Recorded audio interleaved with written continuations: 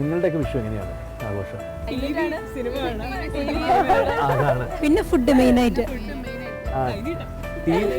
ശരിക്കും ടി വിയിലാണ് ഇപ്പോൾ ആഘോഷം. ഏത് തരത്തിലുള്ള സിനിമകളാണ് നിങ്ങൾക്ക് ഇഷ്ടം? ഞാൻ കോമഡി ഇഷ്ടമാണ്. അല്ല, ഞാൻ ചോദിക്കുന്നത് ഇപ്പോൾ സിനിമയുടെ ടോട്ടൽ ഒരു ഇത് മാറി മാറി വരികയല്ലേ. ഒരു ഇടക്കാലത്തുണ്ടായിരുന്ന ആൾക്കാർ ചോദിക്കാറില്ല എൻ്റെ അടുത്ത് തന്നെ, ഇടക്കാലത്തുണ്ടായിരുന്ന ഒരു നല്ല കഥകൾ നമുക്ക് നഷ്ടപ്പെട്ടു പോയിട്ടില്ലേ, നല്ലത് മലയാളത്തിൻ്റെ അതെന്നൊക്കെ പറയാറുണ്ട്. പക്ഷെ അങ്ങനെയുള്ള സിനിമകൾ നമുക്ക് റിസ്ക് എടുത്ത് ചെയ്താലും തിയേറ്ററിൽ ആൾ വരുന്നില്ല. അങ്ങനത്തെ ഒരു സംഗതി പോയി. അങ്ങനത്തെ പടങ്ങൾ ആ ക്ലാസ് ഓഫ് ഓഡിയൻസ് എനിക്ക് തോന്നിയിട്ടുള്ളത് അവർ ഒരു ടി വിയുടെ മുമ്പിലേക്ക് പോയി കഴിഞ്ഞു ഫുള്ളായിട്ട്. തിയേറ്ററിൽ പോയി ഇപ്പം അതിന് വേണ്ടിയിട്ട് ഇത് അങ്ങനത്തെ ഒരു ഫാമിലി ഓഡിയൻസ് ഇല്ലേ ഇപ്പം നിങ്ങൾ ഈ പറയുന്ന ഓഡിയൻസ് പറയുന്നത്. അപ്പോൾ അധികം തിയേറ്ററിലേക്ക് വരുന്നില്ല അവർ. അപ്പോൾ അതുകൊണ്ടാണ് അങ്ങനത്തെ സിനിമകൾ ഉണ്ടാവാത്തതെന്നാണ് എനിക്ക് എൻ്റെ ഒരു ഇത് തോന്നിയിട്ടുള്ളത്.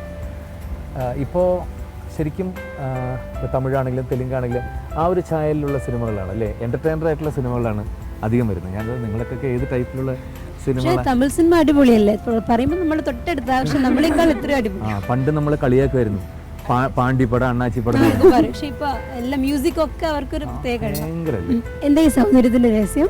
അതാണ് അത് ചോദിക്കണം. അതാണ് ഇനി ആ വക കാര്യങ്ങൾ ചോദിക്കുക. എന്താ സത്യം പറഞ്ഞാൽ ഡയറ്റ് കൺട്രോൾ ഒന്നും ഇല്ല. ജറാവേട്ടൻ കണ്ടിട്ടുള്ളതാണ് എല്ലാം ഞാൻ കഴിക്കും. പക്ഷെ എൻ്റെ അമ്മയും എൻ്റെ അമ്മയുടെ ചെറുപ്പത്തിൽ ഇങ്ങനെയായിരുന്നു. പിന്നെ കല്യാണം കഴിഞ്ഞപ്പോഴാണ് അമ്മ തടി വെച്ചത്. അപ്പോൾ അതുപോലെ ഞാനും കല്യാണം കഴിയുമ്പോൾ തടി വെക്കും എന്നാണ് എല്ലാവരും പറയുന്നത്. ശരിക്കും ഏറ്റവും നല്ല ബിസിനസ് ഇപ്പോൾ സൗന്ദര്യ ഇതിന് വേണ്ടിയിട്ട്, അല്ലെങ്കിൽ കോസ്മെറ്റിക്സ് അല്ല, ഹെൽത്ത് സംബന്ധമായിട്ടുള്ള എന്ത് സംഗതികളും. കടലപ്പിണ്ണാക്ക് പൊടിച്ച് അത് ഒരാഴ്ച ഇത് തിന്നാൽ സ്ലിം ആവും നിങ്ങളെന്ന് പറഞ്ഞാൽ അത് മേടിച്ച് തിന്നുന്ന ആൾക്കാർ. ഞാൻ എത്ര ഡയറ്റിങ് ഇതാണ് മദ്രാസിലൊക്കെ. ഓരോ ദിവസം നമ്മൾ പേപ്പർ തുറക്കും, ക്യാപ്സൂൾസ്, അത് ഒരു ദിവസം വായു മാത്രം ഭക്ഷിക്കുക, ഒരു ദിവസം വെള്ളം കുടിക്കുക, ഒരു ദിവസം മീൻ തിന്നുക, അങ്ങനെ ഒരു ഡയറ്റ് ചാർട്ട്, മറ്റേ ചാർട്ട്, അത് ഇത്. പിന്നെ ടോട്ടലി എനിക്ക് തോന്നുന്നത് നമ്മൾ ഒരു സഭയിൽ പോയി കഴിഞ്ഞാൽ, ഒരു വൈകുന്നേരം ഒരു പാർട്ടിക്ക് പോയി, ഒരു കല്യാണത്തിന് പോയി, പെണ്ണുങ്ങളായാലും ആണുങ്ങളായാലും ഒരൊറ്റ സംസാര വിഷയമുള്ളൂ. ഈ നന്നായിട്ട് കുറഞ്ഞിട്ടുണ്ടല്ലോ, എവിടെയാണ് കുറച്ചത്, മറ്റേത്, അത് ഇന്ന സ്ഥലത്ത് പോയി ഞാൻ 10 കിലോ കുറഞ്ഞു, ഞാൻ കണ്ടിട്ട് ഇതല്ലാതെ വേറെ ലോകത്ത് എന്തൊക്കെ കാര്യങ്ങൾ കിടക്കുന്നത്, ഇത് മാത്രമേ സംസാരിക്കുള്ളൂ. വേറെ ഒരു ഞാൻ നല്ലോണം ഭക്ഷണം കഴിക്കണമെന്നേ. അങ്ങനെയല്ലേ, എന്ത് ഭക്ഷണം നമ്മുടെ ഓരോ സാഹചര്യത്തിൽ നമ്മൾ ചെല്ലുന്ന സ്ഥലത്ത് കിട്ടുന്ന ഭക്ഷണം, അല്ലാതെ നമ്മൾ ഇന്നതേ കഴിക്കൂ. സൗത്ത് ആഫ്രിക്കയിൽ പോയിട്ട് ഉച്ചയ്ക്ക് കഞ്ഞി വേണം, ചോറ് വേണം, പപ്പടം വേണമെന്ന് വെച്ചാൽ കിട്ടും. അവിടെ എന്ത് കിട്ടുന്നത്? പക്ഷെ ഇപ്പോഴത്തെ ജയറാമേട്ടൻ്റെ മൂവീസ് കാണുമ്പോൾ കുറച്ചും കൂടി ഒരു ഫിഗർ കോൺഷ്യസ് ആയ പോലെ നമുക്കൊരു ഫീൽ കിട്ടുന്നുണ്ട്. അങ്ങനെയില്ല കേട്ടോ, ഓരോ പ്രായത്തിൽ നമുക്ക് ഉണ്ടാകുന്ന ഒരു മെച്യൂരിറ്റിയാണത്. നല്ലോണം ഇപ്പോൾ ചിലവർ പറയും ഞാൻ ആകെ 2 ചപ്പാത്തി മാത്രം, വേറൊന്നും അങ്ങനെ ഭക്ഷണം. ചപ്പാത്തി എന്ന് പറയുന്നത് നോർത്ത് ഇന്ത്യൻ അവരുടെ ഒരു ക്ലൈമറ്റിനും അവരുടെ അതിന് ശരീരപ്രകൃതിക്ക് ഇണങ്ങുന്നതാണത്. നമ്മുടെ ശരിക്കും കാർബോഹൈഡ്രേറ്റ് ചോറ് തന്നെ കഴിക്കണം, റെഡ് റൈസ് കഴിക്കണം എന്നാണ് പറയുക. ഇതൊന്നും കഴിക്കാതെ വേറെ വല്ല അസുഖം പിടിക്കും. ഞാൻ നല്ലോണം ഭക്ഷണം കഴിക്കും, നല്ലോണം വർക്കൗട്ട് ചെയ്യും, ആസ്വദിച്ച് ഭക്ഷണം കഴിക്കുന്ന ഒരാളാണ് നല്ലോണം ഓരോ കറിയായിട്ട് ഇങ്ങനെ രുചിച്ച് നല്ലോണം എക്സസൈസ് ചെയ്യും. പാർവതി ചേച്ചിന്റെ ഏത് ഭക്ഷണം ഏറ്റവും കൂടുതൽ ഇഷ്ടം? വലുതും ഉണ്ടാക്കിയിട്ട് വേണ്ടേ? അങ്ങനെയൊന്നുമില്ല, എല്ലാം ഉണ്ടാക്കുന്ന വെച്ചാൽ ഈ എല്ലാ മാഗസിൻസിൽ വരുന്ന അത് മുഴുവൻ കട്ട് ചെയ്തെടുത്ത് ഓരോ പരീക്ഷണങ്ങൾ അറിയാം. ഞങ്ങൾ 4 പേരുണ്ട്, ഞങ്ങൾ പരീക്ഷിക്കാൻ പറ്റുള്ളത്. പാർവതി ചേച്ചിയായിട്ടുള്ള എഫെയർ ടൈമിൽ ഉള്ള ഒരു വിഷു എങ്ങനെ ഉണ്ടായിരുന്നു? എന്തെങ്കിലും സ്പെഷ്യാലിറ്റി തോന്നിയിട്ടുണ്ടോ? ആ പ്രണയം കൊണ്ടു നടക്കുന്ന ആ സമയത്തുണ്ടായിരുന്നു വിഷു, അതോ ആസ് യൂഷ്വൽ സാധാരണ മാതിരി തന്നെയായിരുന്നു? അത് സാധാരണ പോലെ ഉള്ളൂ. നിങ്ങൾക്കിപ്പോൾ ഉള്ള പോലെ സൗകര്യങ്ങളും മൊബൈലോ കാര്യങ്ങളോ ഒന്നും ഇല്ലല്ലോ. ഞങ്ങൾ എന്തൊക്കെ ഒളിച്ച് വേണം ഓരോന്ന്, കാസറ്റൊക്കെയാണ്. എൻ്റെയൊക്കെ ആ കാലഘട്ടത്തെ പ്രേമത്തിൻ്റെ കാര്യങ്ങളൊക്കെ ഞാൻ പറഞ്ഞു, അത് ഇരിക്കട്ടെ. ഞാനിപ്പോൾ ഒരു പുതിയ ജനറേഷൻ്റെ ഒരു തോട്ട്സ് അറിയാൻ വേണ്ടിയിട്ട് ചോദിക്കുന്ന, ശരിക്കും ഇപ്പോഴത്തെ ഒരു ഇതില്ലേ, അതായത് വിവാഹം എന്നുള്ള സംഗതി വിട്ടിട്ട് ലിവിങ് ടുഗദർ, അല്ലെങ്കിൽ പരസ്പരം മനസ്സിലാക്കുക, ഇല്ലെങ്കിൽ വേണ്ട, നാളെ അവർ തമ്മിൽ പിരിഞ്ഞ്, അങ്ങനത്തെയൊക്കെ ഒരു ശരിക്കുള്ള ബന്ധങ്ങളാണ്. ചില ആൾക്കാർ മാത്രം, എല്ലാവരും അങ്ങനെയല്ല. അല്ല, ഞാൻ ചോദിക്കുന്നത് ആ ഒരു ഇതിനോട് യോജിക്കുന്നുണ്ടെന്ന് ചോദിക്കുന്നത്. സാധാരണ കേരളക്കാരുടെ എന്നെ സംബന്ധിച്ചിടത്തോളം എനിക്ക് നമ്മുടെ കേരളത്തിൻ്റെതായിട്ടുള്ള മുണ്ടും അല്ലെങ്കിൽ അങ്ങനത്തെ ഡ്രസ്സിങ്ങാണ് ഏറ്റവും ഇഷ്ടം. നിങ്ങൾക്കൊരു യങ് ജനറേഷൻ എങ്ങനെ ഡ്രസ്സ് ചെയ്യണമെന്നാണ് ഇഷ്ടം? ജീൻസും അല്ലെങ്കിൽ ഇപ്പോഴത്തെ മോഡേൺ ആയിട്ടുള്ള അടിപൊളി ഡ്രസ്സുകളാണ്. കേരളത്തിന് മുണ്ടെടുക്കുന്ന ഒരു താല്പര്യമില്ല. അതൊക്കെ ആവാം, പക്ഷെ എപ്പോഴും കംഫർട്ടും പാന്റും ഇതൊക്കെ ഇടുമ്പോൾ ശരി, സ്ത്രീകൾ ഏതാണ്? സാരി ഉടുക്കുന്നതാണോ ഇഷ്ടം?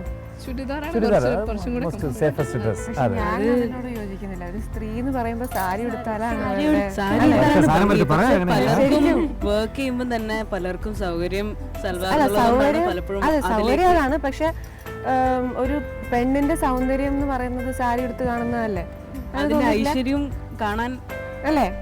പുതിയ മൂവിനെ കുറിച്ച് പറയുമെന്ന്.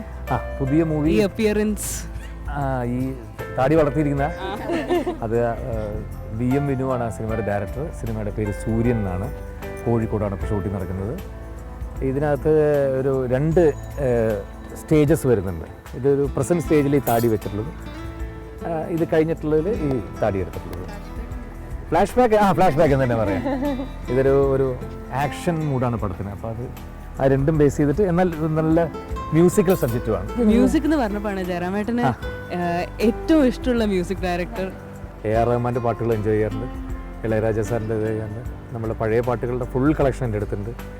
എന്നാൽ ബെസ്റ്റ് നൈസ് ഇൻസ്ട്രുമെൻറ്റ്സിൻ്റെ അതെല്ലാം ഇൻസ്ട്രുമെൻറ്റ്സ് അത് എൻജോയ് ചെയ്യാം. സമൃദ്ധയ്ക്ക് എങ്ങനെയാണ് പാട്ടിനോട്? പഴയ പാട്ടാണോ ഇഷ്ടം, പുതിയ പാട്ടാണോ ഇഷ്ടം? രണ്ടും ഒരുപോലെ ഇഷ്ടം. മെലഡിയോടാണ് എനിക്ക് കൂടുതൽ താല്പര്യം.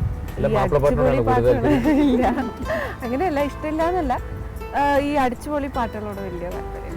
എപ്പോഴും പ്രേം നസീറിന് ഭയങ്കര ഇഷ്ടമുള്ളൊരു അത് ഞാനൊക്കെ സിനിമ കണ്ട് വളർന്ന സാഹചര്യത്തിൽ ഏറ്റവും കൂടുതൽ നസീർ സാറിൻ്റെ പടങ്ങളാണ് കണ്ടിട്ടുള്ളത്. അപ്പോൾ അന്ന് തോന്നിയ ആരാധന അങ്ങനെ. ചിലപ്പോൾ ഈ ജനറേഷനിലുള്ളവർക്ക് മമ്മൂട്ടി മോഹൻലാലോട് തോന്നുന്ന ആ ഒരു ഫാസിനേഷൻ ആയിരുന്നു എനിക്ക് ഭയങ്കര. കാളിദാസനൊക്കെ നമ്മളൊരു ഫിലിം സ്റ്റാറിൽ ഒരാളെ ഇഷ്ടം ഉണ്ടാവും എന്നൊക്കെ പറയുമല്ലോ. പിന്നെ അപ്പോൾ ഏറ്റവും കൂടുതൽ ഇഷ്ടപ്പെടുന്ന അവർക്കൊക്കെ ഇപ്പോൾ ഞാൻ പറഞ്ഞില്ലേ, ഇപ്പോൾ ഈ തമിഴിലൊക്കെ ഓരോ ദിവസവും പുതിയ ആൾക്കാരല്ലേ വരുന്നത്. ഇപ്പം ഞാൻ അവിടെ തമിഴ് സിനിമ നായകനായിട്ട് ചെയ്തുകൊണ്ടിരുന്ന കാലഘട്ടത്തിൽ, അതായത് ഒരു 5-8 വർഷം മുമ്പുള്ള കാര്യമാണ് ഞാൻ പറഞ്ഞത്.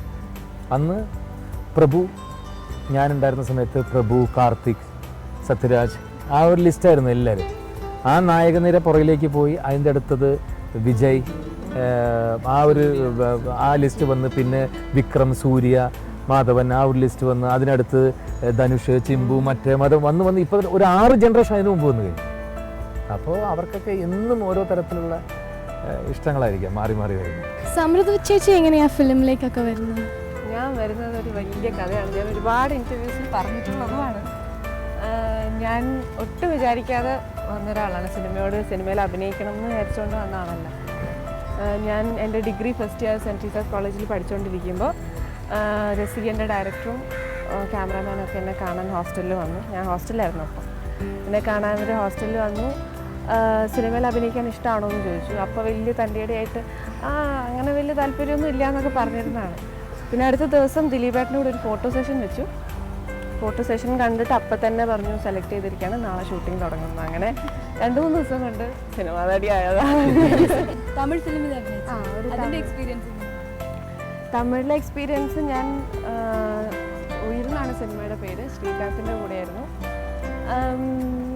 നല്ലൊരു എക്സ്പീരിയൻസ് ആയിരുന്നു. പക്ഷെ അതിന് ശേഷം ഞാൻ തമിഴിലിപ്പോൾ ഒന്നും കമ്മിറ്റ് ചെയ്തിട്ടില്ല. നല്ലൊരു ഓഫറിന് വേണ്ടിയിട്ട് വെയിറ്റ് ചെയ്യാണ്. അങ്ങനെ വാരി വലിച്ച് ഒരുപാട് സിനിമകൾ ചെയ്യുന്നതിനോട് താല്പര്യമില്ല. ജയറാമേട്ടൻ്റെ കഴുത്തിലൊരു നാഗത്തിൻ്റെ ലോക്കറ്റ് കണ്ടു, അതിനെക്കുറിച്ച്?